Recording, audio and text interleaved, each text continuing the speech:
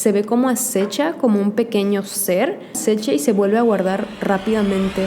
Hola Idolis Crayolis, yo soy Eli Montserrat y para mí es todo un gusto que me estés acompañando una vez más en este tu podcast de confianza.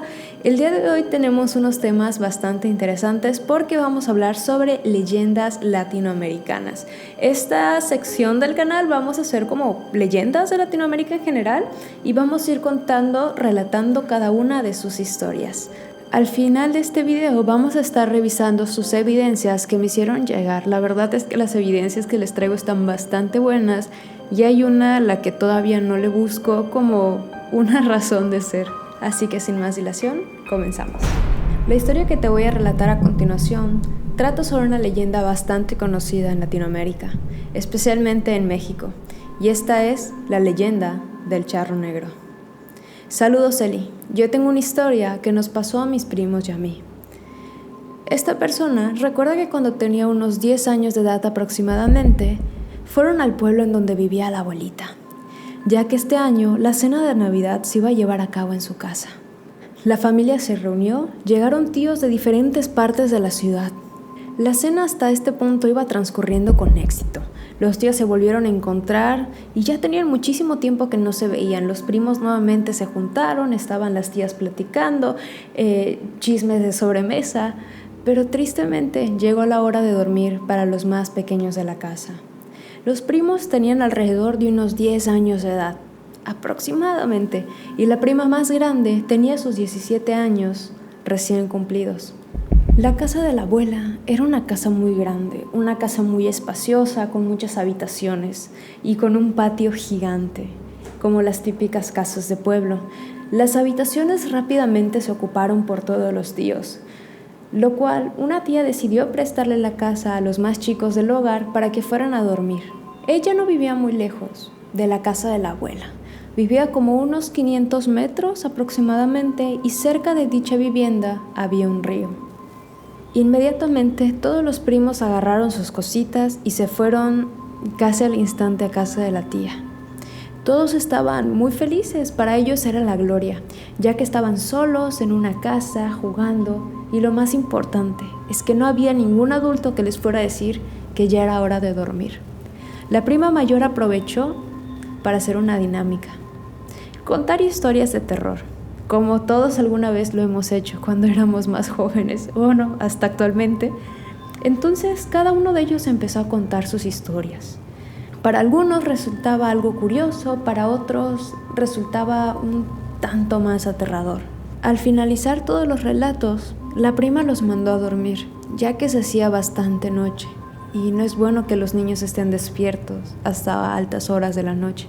Al transcurrir el tiempo, pasaron las 12 de la noche y todos se despertaron aterrados por unos ruidos provenientes del exterior de la casa. Se percataron casi inmediatamente que el ruido se trataba de unas herraduras de caballo golpeando contra el pavimento, dando vueltas alrededor de toda la casa. Su reacción inmediatamente fue correr hacia donde se encontraba la prima. Pero solo 3 de ellos tuvieron la osadía de acercarse a una ventana y darse cuenta, un hombre alto, completamente negro, con un traje de charro, con detalles en los botones como de color oro, montado encima de un gran caballo de color negro.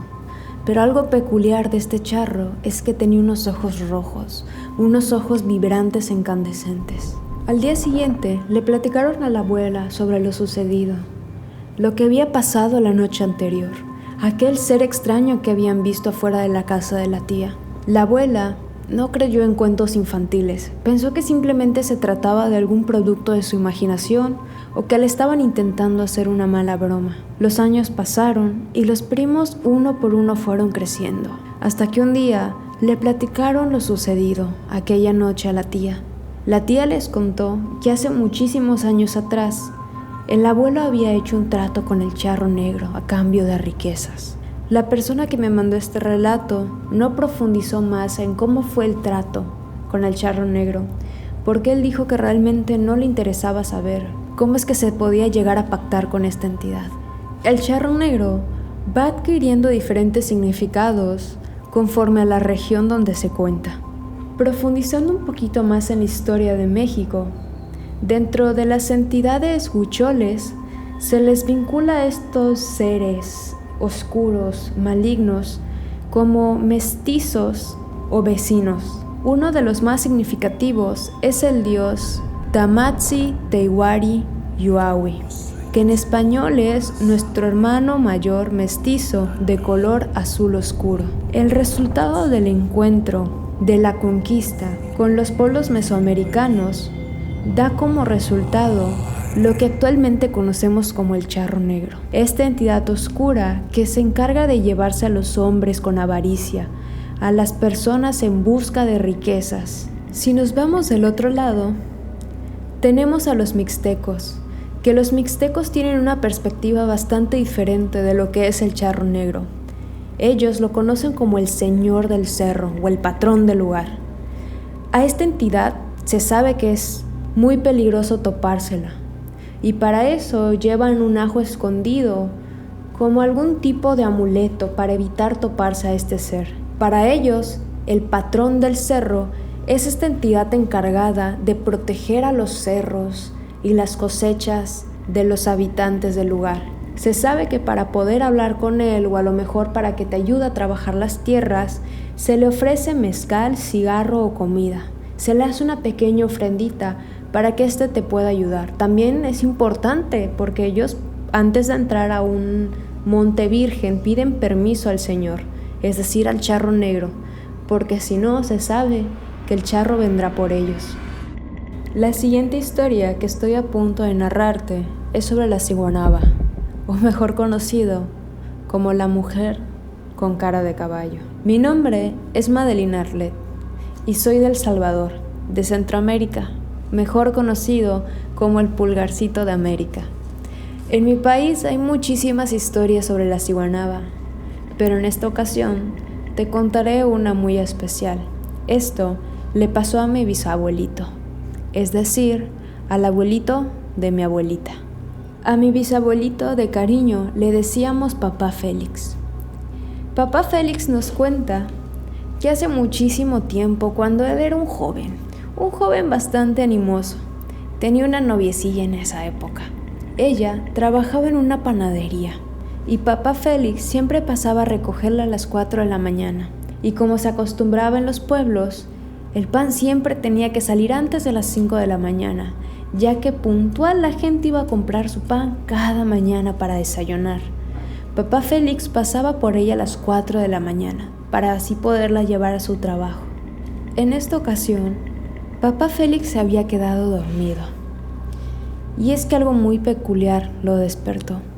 Un pequeño rayito de luz que entraba por la ventana. Papá Félix, al mirar su reloj, se percató de que ya eran las 4:30 de la mañana. Se dio cuenta que ya se le había hecho tarde, así que rápidamente se levantó, se puso su pantalón, amarró sus botas, sacó a su caballo y se montó en él para ir a buscar a su novia. Como cualquier otro día, esta vez no fue diferente. Al llegar al puente, Papá Félix se da cuenta que su novia estaba esperándolo. Papá Félix empieza a acercar a su amada, pero el caballo se empieza a sentir inquieto. El caballo empieza a querer retroceder, empieza a querer dar la vuelta, cambiar de dirección. Papá Félix se le hace extraño que el caballo esté haciendo esto. Y de pronto, el caballo hace un bodet. Esto es cuando un caballo se para en las patas traseras. El caballo definitivamente ya no quería seguir avanzando. Papá Félix agarra y le da un pequeño golpecito en las costillas. Esto hace que el caballo avance. Al llegar al puente, Papá Félix nota a su enamorada un tanto extraña. Él piensa que es porque se había retrasado, porque claro, el hombre había llegado media hora tarde. Papá Félix se acerca y le dice: me voy a bajar, te voy a cargar y te voy a subir al caballo. Pero la amada lo niega, simplemente no lo voltea a ver.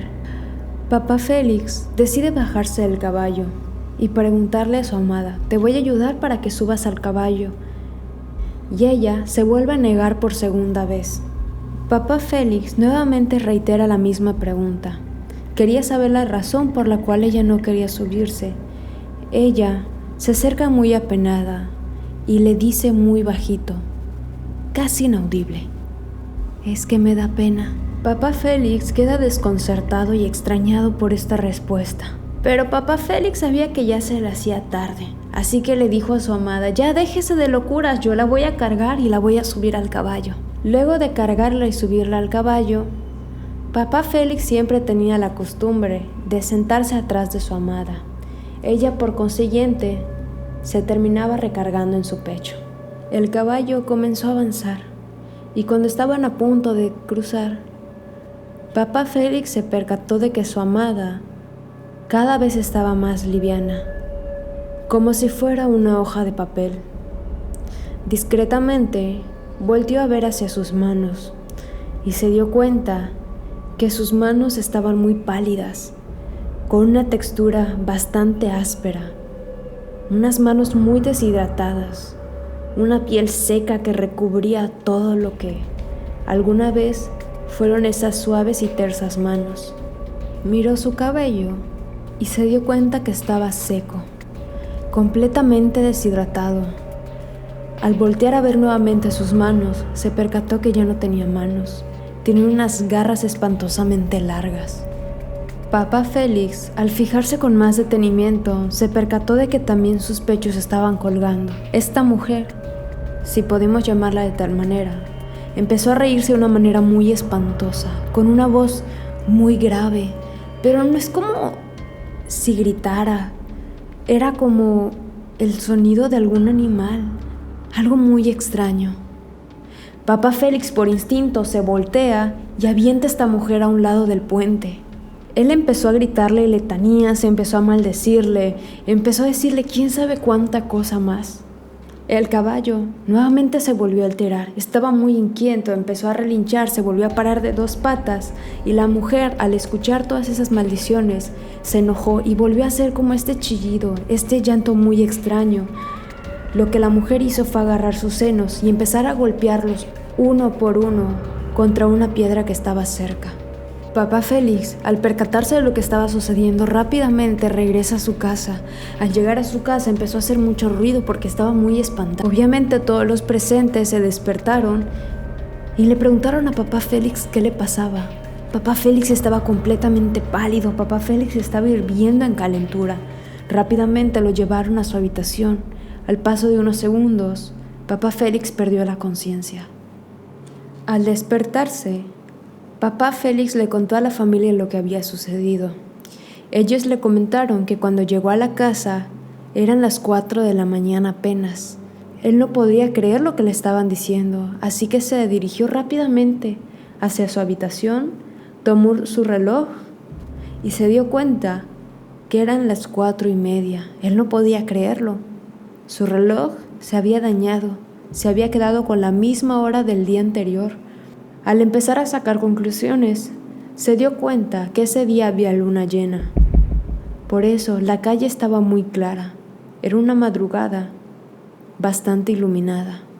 Y tampoco se percató que la hora a la que salió realmente de su casa eran las 3 de la mañana. El origen de la ciguanaba no tiene un lugar específico, ya que se puede encontrar desde Perú, El Salvador, Guatemala, hasta en México. Aquí en México no es tan conocida, ya que tiene otros nombres. El significado del nombre es variado, ya que para los mayas, Cihuanáhuac significa mujer desnuda, y para los náhuatl viene de la palabra Cihuanáhuac, que significa amante. La ciguanaba es una mujer muy hermosa, de cabello largo y negro, una mujer semidesnuda, que se le suele parecer a los hombres borrachos, a los hombres mujeriegos o violentos. Aquí en la península de Yucatán hay algo muy parecido. No es una mujer con cara de caballo, pero sí es Lixtabay, que es una mujer hermosa que se le parece justamente a los hombres trasnochados. La historia que estoy a punto de relatarte trata sobre La Llorona. Esta anécdota me la mandó Brandon Sánchez. Él comenta que en el 2008 se había mudado a Ixtapaluca, Estado de México. Su mamá recientemente había dado de luz a su hermano. Ella comenta que hubo una semana en la que simplemente no podía conciliar el sueño por un terror que la sucumbía, por el hecho de que se pudieran llevar a su hijo. En ese momento Brandon pensó que se trataba de un miedo injustificado. Curiosamente, una de tantas noches, su mamá se levantó a las 2 de la mañana y empezó a sentir como un miedo le recorría por todo su cuerpo. A la lejanía, empezó a escuchar una mujer que lloraba desgarradoramente. La mujer estaba sollozando por la calle, pero ella sabía de quién se trataba. Al pasar unos minutos, vio cómo dicha mujer cruzó por su ventana. Se esperó unos segundos y lentamente se acercó hacia esa ventana. Se dio cuenta que esa mujer portaba un vestido blanco, con un tono grisáceo, muy manchado. Sus manos estaban sucias y vio como claramente esa mujer dobló hacia la esquina. Al querer mirar sus pies, se dio cuenta que no tenía. La mujer estaba levitando, estaba flotando por las calles. Y desde esa noche, su mamá no se toma a juego las cosas que pueden llegar a suceder en la madrugada. La historia que estoy a punto de comentarte trata sobre la mujer de la carretera. Esta anécdota me la hizo llegar Ángel González. Hace bastantes años acostumbrábamos muy seguido a salir en familia. Mi papá tenía un bochito y los más pequeños de la familia siempre íbamos en la cajuelita de este automóvil. En una ocasión habíamos ido a cenar con unos tíos. Después de la cena, los acompañamos hasta su casa. Después de un rato, pasamos por una calle de terracería. Poco después, pasamos un tramo en donde ya no había alumbrado público. La calle estaba bastante oscura y no sabíamos que nos íbamos a dar el susto de nuestras vidas.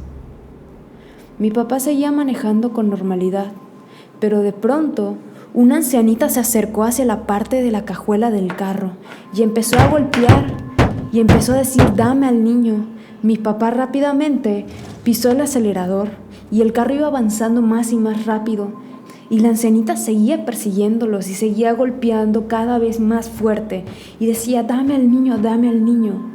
Después de un rato entraron en una calle donde ya había más luz y en ese momento fue cuando dicha ancianita desapareció.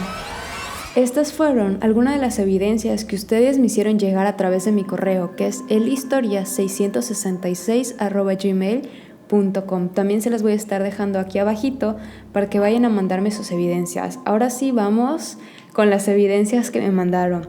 La primera evidencia me la mandó Luis Portella.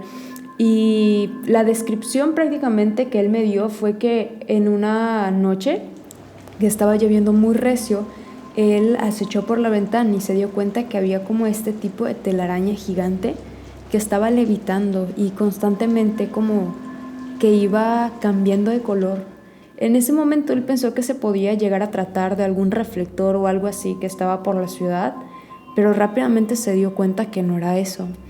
Él en ese momento no pudo grabar por situaciones, pero al día siguiente, hablando con una amiga, se dio cuenta que su hermana había visto justamente aquella telaraña que iba levitando y ella por suerte logró grabar este video que les voy a mostrar a continuación.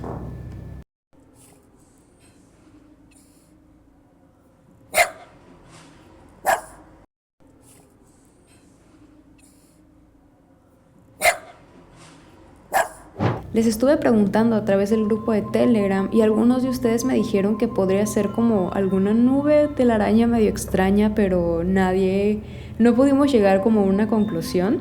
Recuerda que si quieres pertenecer a este grupo tienes que mandarme una historia y pues yo te haré llegar un enlace porque pues Telegram tiene un límite de invitados.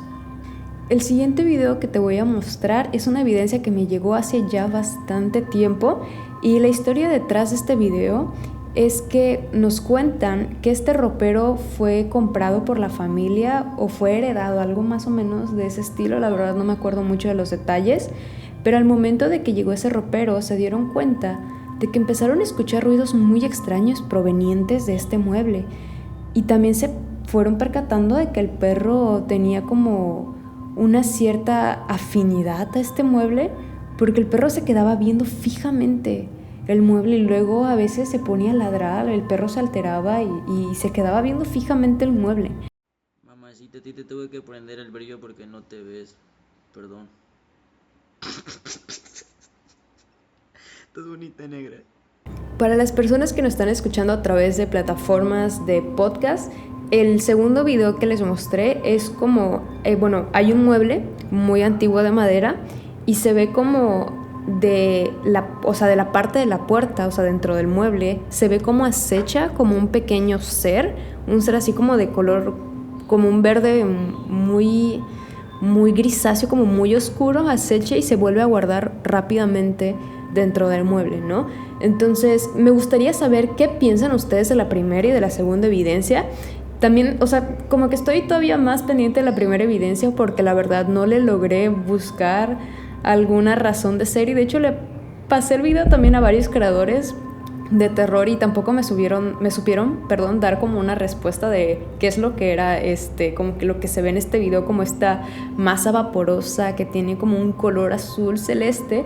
Entonces, pues hasta aquí el video de hoy, mis amores de melocotón. Espero que les haya gustado muchísimo. Si es así, no olviden dejarme aquí abajo en los comentarios qué les parecieron las historias, si les ha pasado algo similar, qué les han parecido justamente las evidencias que les he mostrado el día de hoy. No olvides suscribirte, darle a like a este video y también me ayudarías muchísimo compartiéndolo con las personas que creas que les puede llegar a interesar este tipo de contenido. Así que, bueno, sin más bla bla bla, cuídate mucho, mi corazón de melocotón, y nos vemos hasta el siguiente sábado a las 8 de la noche. Cuídate. Esta historia es de la mujer, de la